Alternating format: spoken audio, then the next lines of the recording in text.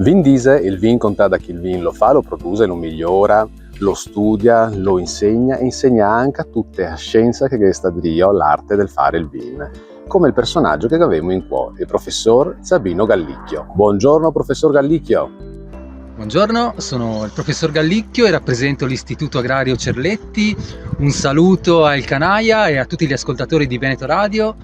In questi 5 minuti presenterò brevemente la nostra scuola e le attività che svolgiamo con i ragazzi. E ora, professor Gallicchio, ne conta cosa è l'Istituto Cerletti?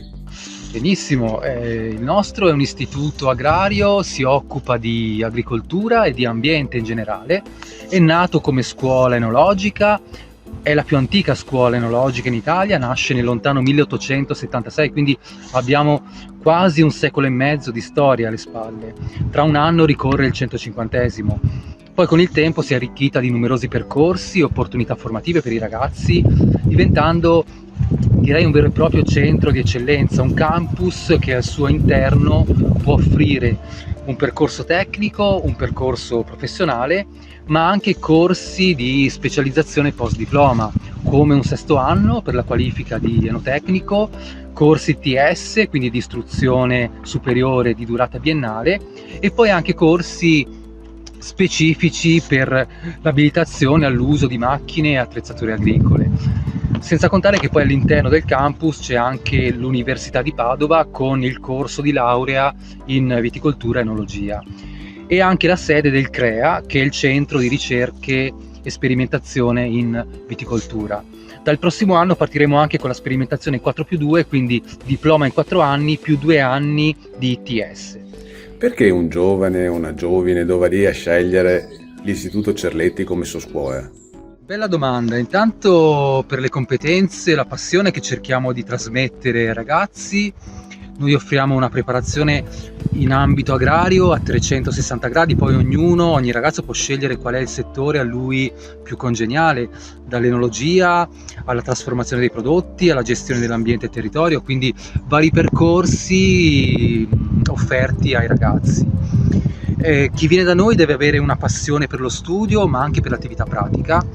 Noi diamo molta attenzione all'aspetto teorico, ma anche all'aspetto pratico, perché competenza vuol dire sapere, ma anche saper fare. Quindi i ragazzi sono chiamati a operare in azienda didattica, dove siamo adesso, piuttosto che nella cantina didattica, piuttosto che nei laboratori, oppure nella serra, o in tutti gli spazi dove si fa attività di tipo pratico.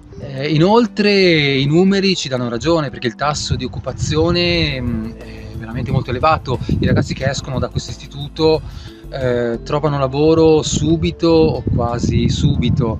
Non conosco ragazzi che non abbiano trovato lavoro nell'immediato.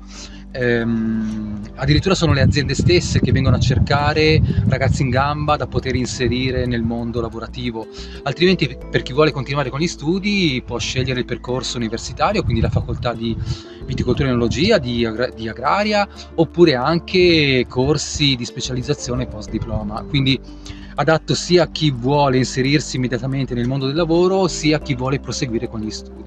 Che date open day che prevede la possibilità di vedere la proposta della scuola? Sì, conosciamo già le date, 29 novembre e 13 dicembre, quindi 2 sabati in cui vi mostreremo, se verrete, la nostra scuola, l'attività che svolgiamo nella sede centrale, ma anche nell'azienda didattica, in cantina, nei laboratori, serra idroponica e tutti gli altri spazi didattici. Inoltre sono previsti vari sportelli informativi per chi vuole ulteriori informazioni in merito al percorso di studi che offriamo. Ringraziamo il professor Gallicchio. Un saluto finale a El Canaia e a tutti gli ascoltatori di Veneto Radio. Vi aspettiamo numerosi alle date degli Open Day. E gli altri andiamo avanti con Garagheo e il Veneto Zebeo.